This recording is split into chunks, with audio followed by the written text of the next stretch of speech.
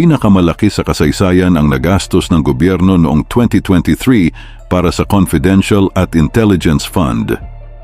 Ayon sa Commission on Audit, umabot yan sa mahigit 10 bilyong piso kung ano-anong ahensya ang nabigyan ng pondo hinimay.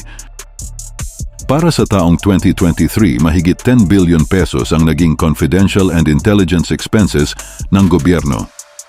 Base sa datos ng KOA, ito ang unang pagkakataon sa intelligence expenses sa confidential expenses.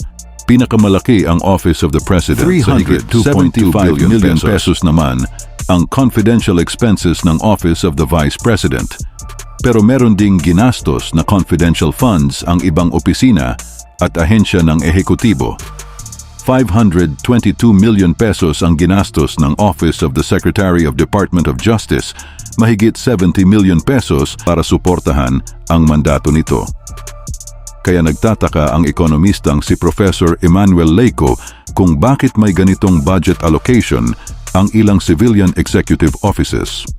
Mga civilian agencies hindi dapat magkaroon kung kailangan nila ng intelligence di mag-refer sila sa mga intelligence network natin. Nakapangihinayang ang ganitong kalaking pondo.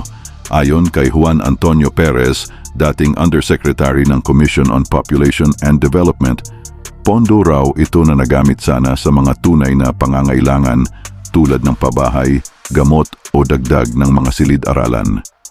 Mababawasan ang mga social programs, the human capital site, matapos maging issue ang pagbibigay ng confidential funds sa mga civilian agencies.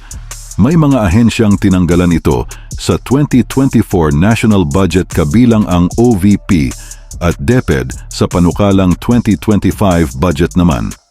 Ayon sa DBM, binawasan din ng confidential and intelligence funds ng 16%.